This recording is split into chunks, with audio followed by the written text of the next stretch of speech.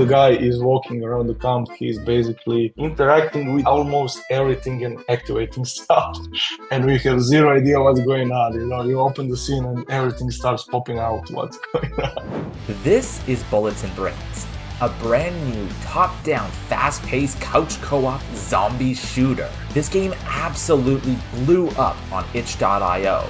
And today, we're going to be sitting down with the game's Croatian artist, Zoran Domozin, as we get a behind-the-scenes look into the making of Bullets and Brains, right here on Indie Game Discovery.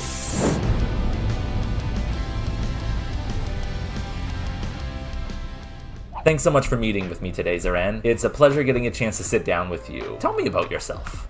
My name is Zoran, and I am the CEO of Ivor Studio, and we previously made Octocurse, a 2D platformer, and some smaller games, and now we are working on our first 3D game, Bullets and Brain, which is a top-down shooter set in the zombie apocalypse. It was started as an UI artist. To be honest, I maybe worked a little bit too much. Yeah, I mean, you probably know how it is, but there's rarely a free time. If I'm not making games, I'm probably playing games, which I call research.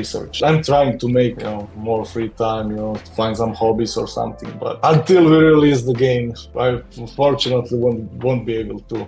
Now, it's not just you, is it? I believe you have a team working with you? It's me and the programmer. It's basically two of us. I mean, it's not like we made the whole game, by ourselves, but we are core team basically. I do visual stuff, and programmer Daniel, he does the coding stuff, and from time to time, I take someone, to make some art or we had a specific one guy made the music for the game. It wasn't none of us, but it was the third guy, and Neven, he did a fantastic job. And we have had some basically we use contractors for some smaller stuff, but the biggest chunk of the game was made by two of us. Programmer is doing it full time, and I'm working I'm basically half time, because other half of my time I'm working on mobile games. So it was a team of two.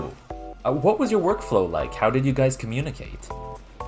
Basically, we avoid video calls. Don't be like this, but usually when we work every day, I worked previously, in some places where you need to do daily video calls, and it takes time. So basically, we try to do things the fastest and the simplest way possible. In most cases, not always, but in most cases, we'll always choose the simplest solution to do it. Test it, see it in the game. If it works, if it sounds good, leave it. If it does not, then we'll iterate it somewhat. Basically, the whole process was iterative. You make one thing, you test it. I mean, rarely, it's surprising if something works on first time. That's almost never happened. If it happens, then it's really surprising. How is that even possible? But yeah, usually testing, iterating, and trying multiple things. So.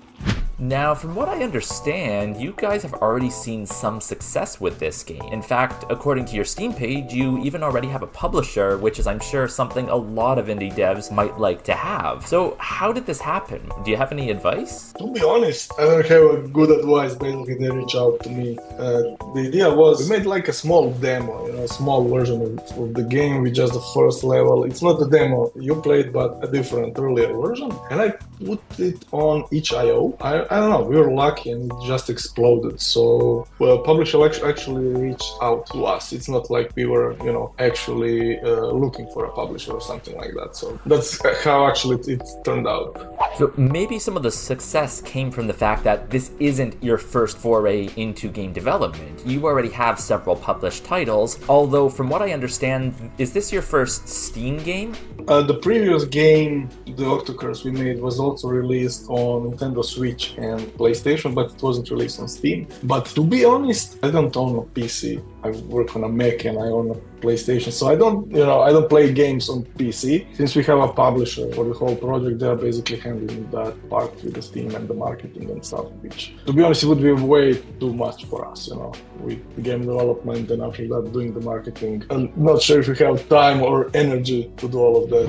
And marketing itself is, of course, one of those absolutely necessary evils of game development, because it doesn't matter if you have the best game in the world. If no one knows it exists, then how are you going to have players? That's actually one of even the goals of this channel, is to help indie devs like yourself and even like myself, because I'm an indie dev too, to get marketing traction for their games, so we can kind of get a behind the scenes look into this game development. Now with Bullets and Brains specifically, I'd like to know what makes it so distinct and different from other top-down shooters. Why are people flocking to Bullets and Brains? I hope it has to do something with the simplicity. It's not the kind of game that you need to read tutorials or learn it. Basically, you can just pick the gamepad and start blowing stuff around. And our focus when making the game was to make it fun, from interactions, from control, make it simple, make it fun, easy to understand, Hope we managed to do it. I mean, we'll see.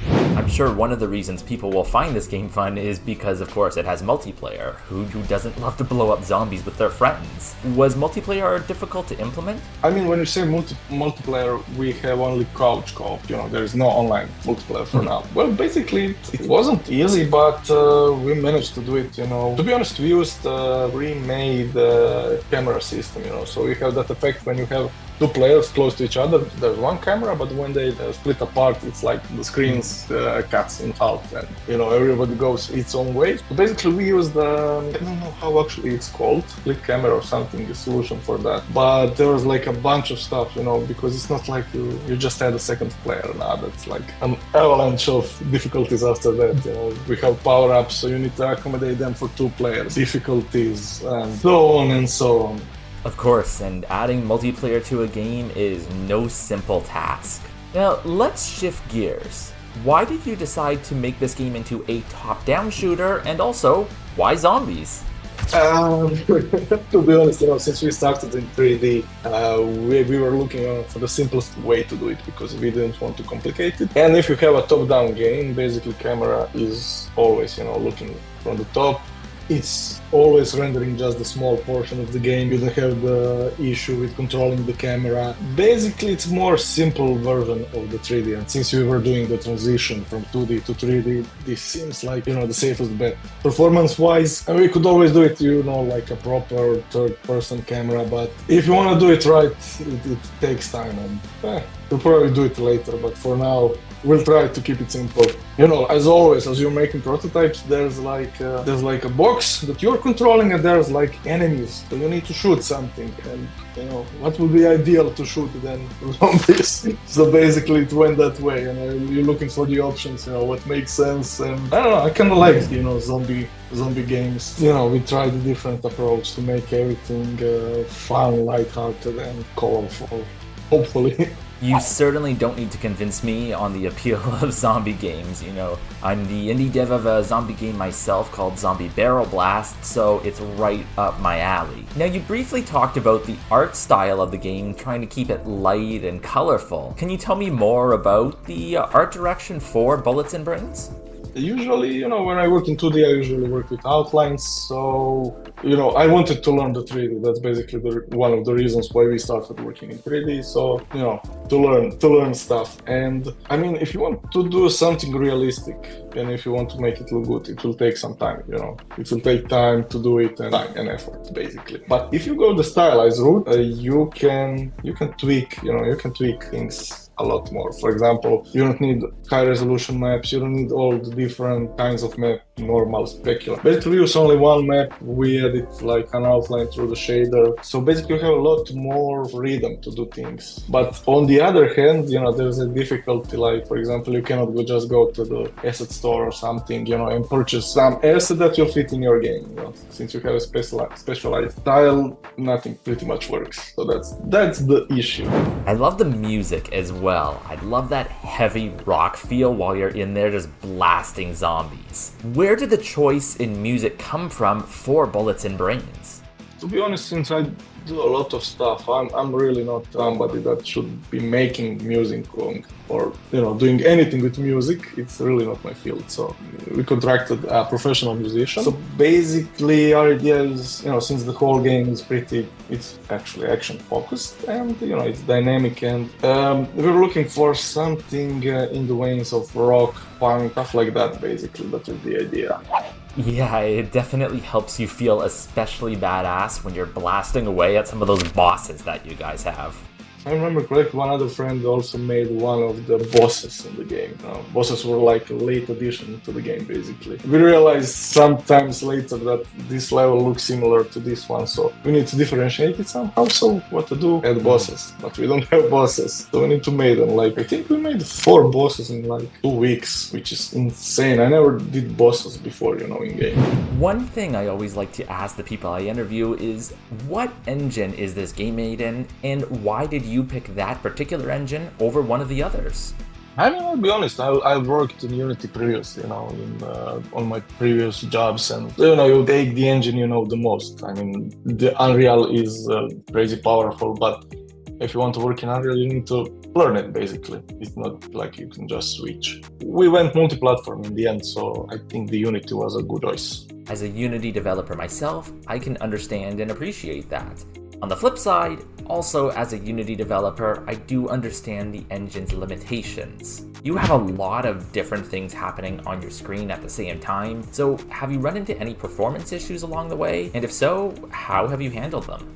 That's connecting to our art style, actually, because it is so simple, and basically all the models we use in the game could be played on probably the first PlayStation. They're so low poly and using only one map. So actually game was performing really well. That was the idea, because we always wanted to have a bunch of zombies coming from all sides and attacking and stuff. It was okay regarding the performance, and we didn't actually have any big major issues, regarding the performance. Classic ones like FPS drops and something because we left some object on the scene, and how it goes, basically. But yeah, regarding the performance, we were okay because we were constantly limiting ourselves. So. I have one more question for you, and I promise it's kind of a fun one. Are there any funny bugs that you've encountered along the way that have really made you kind of just scratch your head? We have a specific issue, so you have a base camp in the game, where you can interact with the NPCs, purchase skills, and do some other stuff. And basically what I did is I hand animated, some NPCs walking around, so it's not just like standing. Some of them are doing some NPC animations, and by mistake, I left a character script on one of the NPCs that was walking around. So as the guy is walking around the camp, he's basically interacting with almost everything and activating stuff. And we have zero idea what's going on. You open the scene and everything starts popping out what's going on. And it took some time, to debug it, but damn it, the guy is still in the game, walking around, but this time without the script.